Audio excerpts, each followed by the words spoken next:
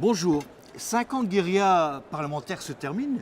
Guérilla parlementaire ô combien riche, où nous avons gagné certaines victoires, notamment l'interdiction de la pêche électrique, notamment ne pas reconnaître le statut d'économie de marché à la Chine, notamment améliorer les conditions et les droits des femmes, notamment aussi l'écologie. Nous sommes les 3 députés qui avons les meilleurs scores en termes de développement durable et écologiste. Mais voilà, 5 ans de guérilla parlementaire ne suffiront pas évidemment à changer l'Europe et il faudra continuer ce combat.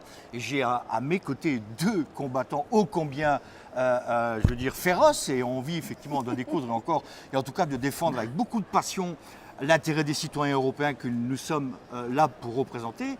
Et avant d'aller plus loin dans cette introduction, j'aimerais que Guillaume, tu nous dises voilà, quels sont les sujets qui te paraissent, toi, indispensables à défendre de la prochaine législature. La nature des combats qu'on a eus et qu'on continuera à avoir, c'est l'écologie et le social. Et c'est évidemment les 2 thématiques que je veux continuer à approfondir. Alors pour ce qui est notamment de l'environnement, c'est vraiment déclarer l'état d'urgence climatique aujourd'hui pour l'Union européenne.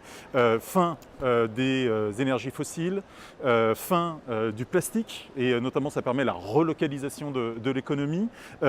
New Deal, Green New Deal, plan d'investissement vert, mais avec l'implication des citoyens à travers des processus démocratiques d'élaboration de la transition écologique pour qu'elle soit le plus sociale évidemment possible en même temps. Et il y a un deuxième sujet évidemment, c'est la question de la justice sociale. Je m'arrêterai à une mesure qui me paraît absolument fondamentale. Maintenant, il faut qu'on puisse garantir que les gens sont protégés et ont des droits et que ces droits puissent être portables d'un pays à un autre. C'est pour ça qu'il faut une carte de sécurité sociale européenne, infalsifiable, où on sait quels sont les droits des gens, et ça permettra notamment de mieux contrôler, de combattre les gens qui font aujourd'hui de la fraude sociale, les entreprises qui font de la fraude sociale, de mettre en place une véritable inspection européenne du travail. Et donc je crois qu'il y a 2 axes aujourd'hui qui sont fondamentaux, qui répondent aujourd'hui à ce que les gens souhaitent. La question du social, la question de l'écologie. Non seulement ça ne s'oppose pas, mais au contraire, c'est en mettant les 2 ensemble qu'on répond fondamentalement à ce que doit être l'Union Europe, c'est-à-dire une Europe au service des citoyens.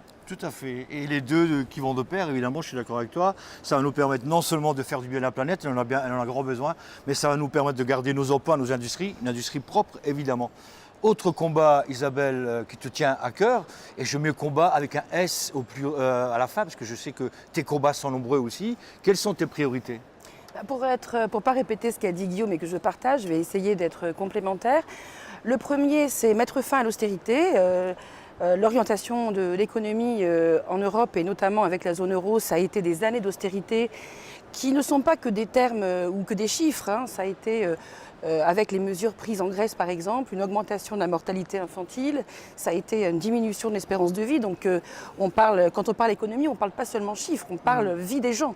Et donc mettre fin à l'austérité en Europe, à la fois pour les budgets nationaux qui sont aujourd'hui contraints par des critères complètement has-been, excusez-moi de parler bruxellois, mais aussi pour le budget de l'Union européenne qui lui aussi a été soumis à l'austérité pendant tant d'années puisqu'il n'a fait que diminuer, contrairement à ce que souvent l'extrême droite raconte, depuis les années 90.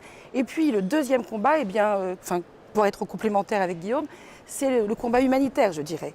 Le combat humanitaire où on voit aujourd'hui par exemple que les navires qui croisent en Méditerranée sont amenés à ne plus sauver les naufragés en détresse dans les embarcations parce qu'ils sont suspectés, voire criminalisés quand ils veulent débarquer les réfugiés sur les ports des États membres, voire ils ne peuvent pas les débarquer. On est vraiment au-delà des limites de l'humanité. Il y a là une urgence absolue, une urgence pour la vie et contre la mort que nous ne pouvons plus rater maintenant, et c'est aussi la priorité du mandat à venir. Vous voyez, mandat ô combien intéressant qui se projette devant nous. Voilà, sortir de l'Europe du chiffre et plutôt mettre des visages derrière le chiffre, parce que derrière les milliards, derrière le nombre de migrants, c'est toujours des chiffres.